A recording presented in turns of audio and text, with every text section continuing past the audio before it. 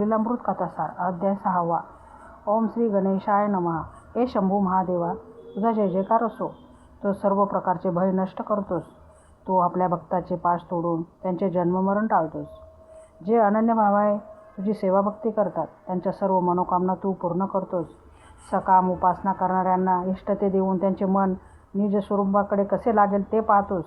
मग तेच सकाम भक्त परम विरक्त व निष्काम होऊन निर्वाण पद प्राप्त करतात. तुझ्या प्रित्यर्थ सोमवार, प्रदोष व महाशिवरात्रीचे व्रत करणाऱ्यांचा उद्धार होतो. आर्यावर्ताचा राजा चित्रवर्मा सत्वशील, पराक्रमी व पुण्यवान होता. राजा हरिहरांची मनपूर्वक भक्ती करायचा. शंकराच्या कृपाप्रसादाने त्याला एक अत्यंत रूपवान, गुणवान, शुभलक्षणी अशी कन्या झाली. तिचे नाव ठेवण्यात आले सीमंतिनी. सीमंतिनीचा अर्थ सौंदर्याची परिसीमा असा होतो. भविष्यवेत्या ब्राह्मणांनी सांगितले की ही पृथ्वीवर राज्य करील, मात्र हिला 14व्या वर्षी वैधव्य येणार आहे. शिवकृपा झाली तर हा वैधव्य योगही टळेल आणि हिचे सौभाग्य वाढेल. दिसामासाने सीमंतिनी मोठी होऊ लागली. तिच्या वाढत्या वयाबरोबर राजाची चिंताही वाढत होती. एके दिवशी सीमंतिनी आपल्या सख्याबरोबर गप्पागोष्टी करत असताना एका सखीने तिला तिच्या भविष्यातील वैधव्य योगाविषयी माहिती दिली. हे ऐकून सीमंतिनीला मोठा धक्का बसला. मार्गदर्शन मिळवण्यासाठी तिने याज्ञवल्क्य ऋषींची पत्नी मैत्री हिची भेट घेतली आणि तिला स्वतःबद्दलचे भविष्य कथन केले. मैत्री यांनी सीमंतिनीला सोमवार व्रताचा सर्व विधी नीट समजावून सांगितला. मैत्री म्हणाली, मुली घाबरू नकोस. तू शंकराची आराधना कर. तो देवाधिदेव, निज भक्तांना सर्व प्रकारचे सौख्य देणारा व त्याचे कल्याण करणारा आहे. तू नमः शिवाय या शिवपंचाक्षरी मंत्राचा नेहमी जप कर. सोमवारचे व्रत कर. या दिवशी उपवास करावा. रात्रीच्या पहिल्या प्रहरी शंकराची प्रेमभावाने षोडशोपचारे पूजा करावी. ब्राह्मण दाम्पत्याची पूजा करून त्यांना भोजन द्यावे. तुझ्यावर दुःखाचे डोंगर कोसळले तरी व्रताचरण सोडू नकोस. या व्रताचा कंटाळा करू नकोस. कष्ट होतात, अपेक्षित फळ लवकर प्राप्त होत नाही, म्हणून व्रतनिंदा करू नकोस. तो आपले कल्याण करणारच. या दृढ श्रद्धेने व्रताचरण कर. सीमंतिनी निष्ठेने सोमवारचे व्रत करू लागली. पुढे तिचा विवाह नैषद राजाचा राजा इंद्रसेन याचा पुत्र चित्रांगद याच्याशी ठरला. उभय पक्षी आनंद झाला. तिकडे सीमंतिनी सोमवारचे व्रत मनपूर्वक करीत होती. मैत्रिणीने सांगितलेले त्यापेक्षा अधिक करीत होती. ती प्रत्येक आठवड्यास 1100 दाम्पत्याचे पूजन करायची. आपल्या व्रताचरणात कोणत्याही प्रकारचे न्यून राहू नये म्हणून ती विशेष काळजी घ्यायची. सीमंतिनीच्या विवाहाप्रित्यर्थ चित्रवर्म्याने मोठा आनंदोत्सव केला. अपार दानधर्म करून ब्राह्मणांना व याचकांना संतुष्ट केले. विवाहानंतर सासरी गेल्यावरही सीमंतिनीची शिवाराधना सुरू होती. लग्नानंतरचे दिवस खूप आनंदात गेले. दिवाळीच्या निमित्ताने चित्रवर्म्याने आपल्या मुलीला व जामाताला सन्मानपूर्वक बोलावून घेतले. एके दिवशी राजपुत्र चित्रांगद शिकारीस गेले असता यमुना घाटी त्याला एक सुंदर नौका दिसली. मृगया थांबून तो नौका विहारास गेला.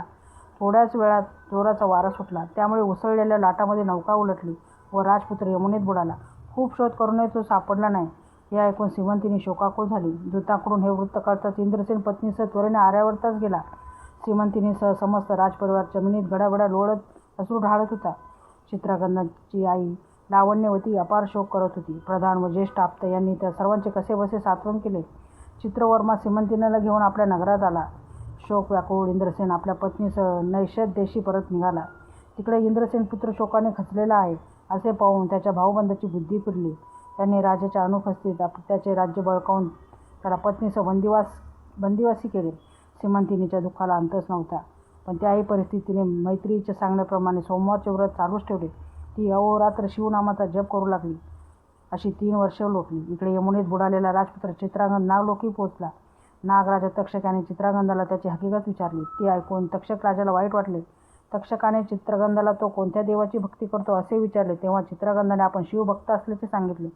चित्रांगद म्हणाला, ज्याने इच्छा मात्रे प्रकृती व पुरुष निर्माण केले, अनंत ब्रह्मांडे रचली, तो सनातन आदिपुरुष म्हणजे सदाशिव. आम्ही त्या शंकराची भक्ती करतो. ज्यांच्या मायेपासून सत्व, रज, तम हे 3 गुण व ब्रह्मा, विष्णू, रुद्र निर्माण झाले, त्या पुराण पुरुष शंकराची आम्ही भक्ती करतो. जो आकाश, पाताळ, दश दिशा, त्रिभुवन, पंचतत्वे, नद्या, सागर, भस्म, मृत्तिका, अष्टधातू असे सर्वच व्यापून उरला आहे, त्या शंकराची आम्ही भक्ती करतो. ज्याने 18 वनस्पती व सर्व प्रकारचे बीज आकाराला आणली, त्या कैलासनाथाची आम्ही उपासना करतो. सूर्य हाच ज्यांचा नेत्र आहे, चंद्र हाच त्यांचे मन आहे, विष्णू हाच त्यांचे अंतकरण आहे, इंद्र हाच त्यांचे हात आहेत, यम हाच त्यांचा तीक्ष्ण द्राडा आहेत, अर्थात वेदाता चक्र हेच त्यांचे अवयव आहेत. त्या विरुद्ध पुरुष शंकराचे आम्ही भक्त आहोत. 11 रुद्र, 12 आदित्य हे ज्यांच्या सन्मुख विनम्र भावे उभे असतात, त्या शंकराचे मानव काय वर्णन करणार. हे नागराजा, आम्ही त्या सनातन ईश्वराच्या दासाचे दास आहोत. हे ऐकताच तक्षकाची मुखचर्या उजळली. त्याला खूप आनंद झाला. त्याने चित्रगंधाचे उत्तम आदरातिथ्य केले. चित्रगंधाने घरी जाण्याविषयी तक्षकाची आज्ञा मागितली. चा मनोभाव जाणून नागराजाने विशेष आग्रह न करता त्याला काही काळ प्रेमपूर्वक ठेवून घेतले आणि निघताना अपार भेटवस्तू 12,000 हत्तीचे बळ, एक वेगवान अश्व, अत्यंत अमूल व तेजस्वी रत्ने दिली. या भेटवस्तू वाहून नेण्यासाठी एक राक्षसगण व मार्ग दाखवण्यासाठी एक सर्पसेवक दिला. तसेच संकटकाळी मदतीला धावून येण्याचे अभिवचनही दिले. अश्वारूढ चित्रागंध सर्पसेवक व राक्षसगणासमवेत यमुनेच्या प्रवाहातून बाहेर आला. त्या समय योगायोगाने श्रीमंतीनी स्नानासाठी नदीवर आली होती, पण त्यांनी एकमेकांना ओळखले नाही. चित्रागंधाने तिच्यापाशी जाऊन तिची विचारपूस केली. श्रीमंतीने त्याला आपली समग्र हकीकत सांगितली. ती सांगताना तिला एकसारखे रडू येत होते. आपल्या पत्नीची व मातापित्यांची ती अवस्था ऐकून चित्रगंधालाही रडू आवरेना. चित्रागंधाने श्रीमंतीनेला तो एक सिद्ध पुरुष असून 3 दिवसांनी तिच्या पतीची भेट घडवून देईल असे शिवाची शपथ घेऊन सांगितले. मात्र तोपर्यंत ही गोष्ट गुप्त ठेवण्यासही सांगितले. ते ऐकून श्रीमंतीने मनोमन सुखावली. घोड्यावर बसून राक्षसगण व सर्पसेवक या दोघांच्या समवेत चित्रागंध नैषदेशी गेला.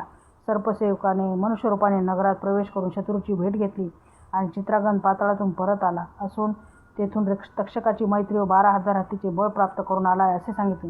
तेव्हा शत्रूला धडकीच भरली. त्याने इंद्रसेन व लावण्यवतीचा बंदिवासातून तात्काळ सुटका करून त्यांना राज्यावर बसवले व त्यांनी क्षमा मागितली. इंद्रसेन आपल्या दळभारासहित वाजत गाजत पुत्रभेटीस निघाला. चित्रागंधाने आपल्या मातापित्यांना पायाला मिठीच मारली. इंद्रसेनाने त्याला वात्सल्याने उठवले आणि क्षेमालिंगन दिले. लावण्यवतीने अश्रू भरल्या डोळ्याने त्याला पोटाशी धरले. आज एक मातेला तिचे हरवलेले पुत्ररत्न सापडले होते. समस्त सौख्य त्यांच्या सन्मुख हात जोडून उभे होते. चित्रागंध परतल्याचे वृत्त कळताच इंद्रसेनाने सर्व मित्र राजे नानाविध मौल्य नजराने देऊन नैषदेशी आले. त्यानंतर सर्व तयारी करून तो राजपरिवार आर्यावर्तास गेला. ही शुभ वार्ता कळताच चित्रवर्म्यास अत्यंत आनंद झाला. जय जय शंकर उमानाथ, जय महादेव कैलासनाथ असे म्हणून तो आनंदाने नाचत होता. श्रीमंतीच्या मातेने तिला प्रेमाने हृदयाशी धरले व म्हणाले, मुली तू धन्य आहेस. नीतीने भयंकर आघात करूनही शिवचरणांना वंतर दिले नाहीस. सोमवारचे व्रत निष्ठेने करीत राहिलीस म्हणून शंभू महादेवाच्या कृपाप्रसादाने हा प्रसन्न सुदीन पाहावयास मिळाला. तुझं ऐश्वर काही काळ तुटून गेलं होतं, तो आता जोमाने वाढेल, चहूकडे बहरेल. तुझे सौभाग्य अखंड राहील. त्या शिवप्रभूची लीला आगाध आहे. जो आपल्या भक्ताचे सर्वांचे रक्षण करतो, त्याचे कल्याण करतो.